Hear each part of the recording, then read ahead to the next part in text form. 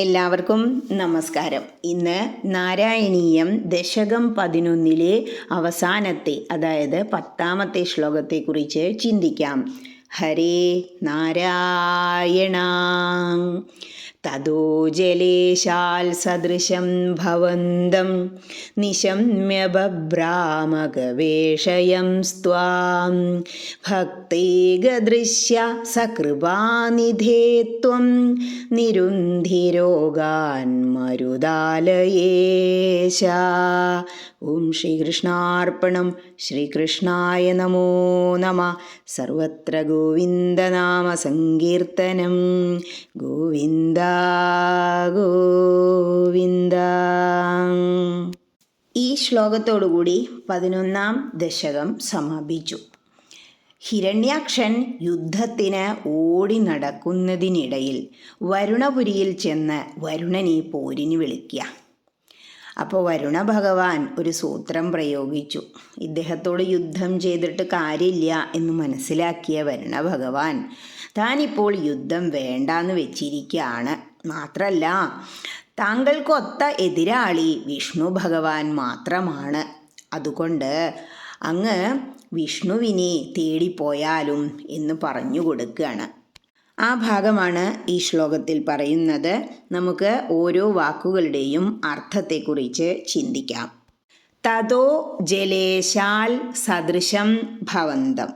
തഥാ അപ്പോൾ, അല്ലെങ്കിൽ പിന്നീട്, ജലേശാൽ ഭവന്തം സദൃശം നിശമ്യ ജലരാജനായ വരുണനിൽ നിന്ന് അങ്ങാണ് തനിക്ക് തുല്യനായ ശത്രുവെന്ന് കേട്ടിട്ട്. അതായത് ഇന്നലെ 9ാമത്തെ ശ്ലോകത്തിൽ പറഞ്ഞുല്ലോ, ഭൂമിദേവിയെ വെള്ളത്തിൽ കൊണ്ടുപോയി താഴ്ത്തി ജലം ഒക്കെ തച്ച് തെറിപ്പിച്ച് ദേഷ്യത്തോടുകൂടി നടന്നു എന്ന്. അപ്പോൾ വരുണ ഭഗവാൻ പറഞ്ഞു കൊടുക്കുകയാണ്, തനിക്ക് തുല്യനായ ശത്രു ഞാനല്ല, വിഷ്ണു ഭഗവാനാണ് എന്ന്. ബഭ്രാമ ഗവേഷയം സ്ത്വാം. ത്വാം ഗവേഷയൻ ബഭ്രാമ, അങ്ങയെ അന്വേഷിച്ചുകൊണ്ട് ഓടി നടന്നു. ഭക്തൈകദൃശ്യ സ ത്വം, ഭക്തന്മാർക്കു മാത്രം കാണാൻ പറ്റുന്ന ആ. കൃപാനിധി, കാരുണ്യമൂർത്തിയായ കൃഷ്ണ. നിരുന്ധിരോഗാൻ, എൻ്റെ രോഗങ്ങളെ തടയേണമേ. മരുദാലയേശ, ഹേ ഗുരുവായൂരപ്പ. ഇനി ഈ അർത്ഥങ്ങളെല്ലാം മനസ്സിൽ വച്ചുകൊണ്ട് ആ ശ്ലോകം ഒന്നുകൂടി ചൊല്ലി നോക്കണം. എന്താ പറയണേ? പിന്നീട് ജലരാജനായ വരുണനിൽ നിന്ന് അങ്ങാണ് തനിക്ക് തുല്യനായ ശത്രുവെന്ന് കേട്ടറിഞ്ഞ ഹിരണ്യാക്ഷൻ അങ്ങയെ തിരഞ്ഞുകൊണ്ട് സഞ്ചരിച്ചു. പക്ഷേ അങ്ങ് ഭക്തന്മാർക്ക് മാത്രം ദർശനീയനാണല്ലോ. കൃപാനിധിയായ ഗുരുവായൂരപ്പ, എൻ്റെ രോഗങ്ങളെ നശിപ്പിക്കണമേ എന്ന് പറഞ്ഞ് സ്തുതിക്കുകയാണ് ഭട്ടതിരിപ്പാട്. ഇവിടെ ഭക്തൈക ദൃശ്യൻ എന്ന് പറയുന്നുണ്ട് ഈ ശ്ലോകത്തിൽ. അതിനർത്ഥം ഭക്തന്മാർക്ക് മാത്രമേ ഭഗവാനെ കാണാൻ കഴിയൂ. ഭക്തി ഇല്ലാത്തത് കൊണ്ടാണ് ഹിരണ്യാക്ഷന് ഭഗവാനെ തിരഞ്ഞു നടക്കേണ്ടി വന്നത്. വിദ്വേഷഭക്തി ആണെങ്കിലും ഭക്തി ഉണ്ടാവണം എങ്കിൽ, അങ്ങനെ ഒരു ഭക്തി മനസ്സിൽ ഉദിക്കണമെങ്കിൽ ആരുടെയെങ്കിലും ഉപദേശം വേണം. നമ്മളിൽ എല്ലാവർക്കും ഭക്തിയുണ്ട്. പക്ഷേ ഒരു പ്രഭാഷണം കേട്ടാൽ ഉണ്ടാകുന്ന ഭക്തി എത്ര സമയത്തേക്കാണ് നിലനിൽക്കുക? അതുകൊണ്ട് തന്നെയാണ് സപ്താഹം വർഷം തോറും വയ്ക്കുന്നത്. ഈ ആഴ്ച ഉണ്ടാകുന്ന അത്ര ഭക്തി അടുത്ത ആഴ്ച ഉണ്ടാവുന്നില്ല. അതിൻ്റെ ആ ഒരു ചൈതന്യം കുറഞ്ഞു വരുന്നുണ്ട്. ക്ഷേത്രത്തിലെ ചൈതന്യം ലോപിച്ചു പോകുന്നത് പോലെ. ഭാഗവതം അവസാനിപ്പിക്കുമ്പോൾ എന്താ പറഞ്ഞ്?